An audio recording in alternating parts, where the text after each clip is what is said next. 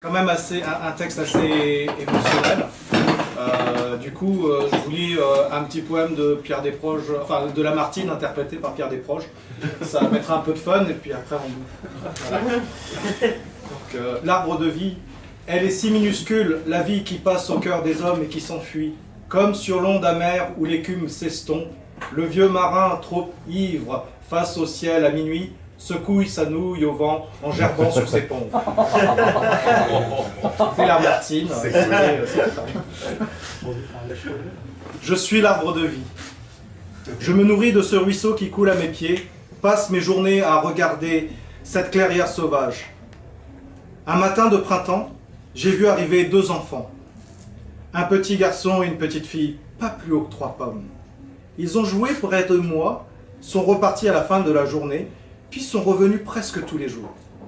Ça change de ces ours qui viennent se gratter le dos contre votre écorce, ou de ces termites dont j'ai entendu parler comme on parle du croque-mitaine chez les humains. Les petits garnements ont bousculé la tranquillité de mon existence, se baignant dans le ruisseau, parfois tout habillés. Ils ont séché leurs vêtements sur mes plus basses branches, ont grimpé sur les plus hautes pour essayer de toucher les nuages. Mais je ne suis pas si grand que ça.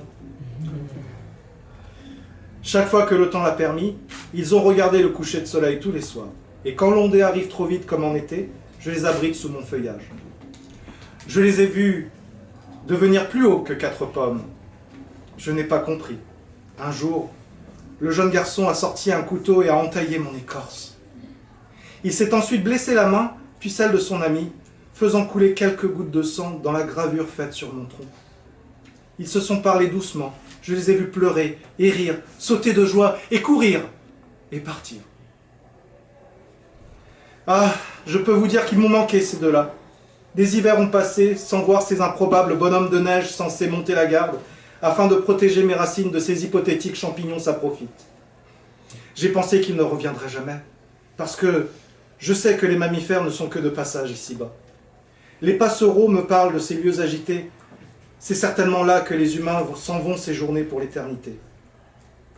Mais ces 2 gamins, ils ne sont pas comme les autres.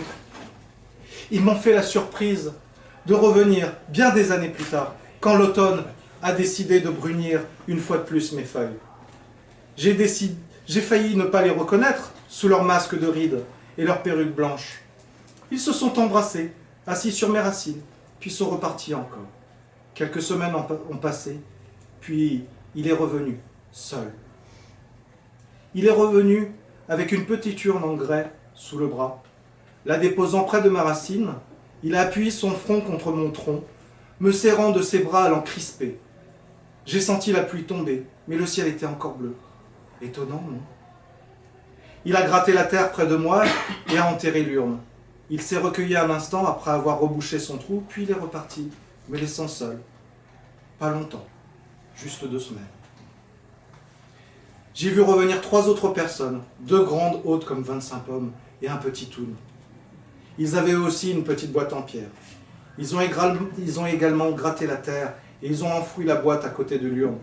Et ils se sont recueillis un instant également, puis sont repartis tous les 3. Je ne sais pas ce que sont devenus mes 2 compagnons d'antan, mais j'ai la certitude que nous vivrons ensemble les uns près des autres pour l'éternité. Je le sais, je le sens. Quelques jours après, j'ai vu revenir le petit toune. Il était accompagné d'une fillette. J'ai conscience que ce ne sont pas les 2 enfants du début, mais malgré cela, j'ai une curieuse sensation de déjà-vu. Ce n'est pas grave, je les accueille. J'ai l'éternité devant moi. C'est la raison pour laquelle je suis l'arbre de vie. Wow. Wow.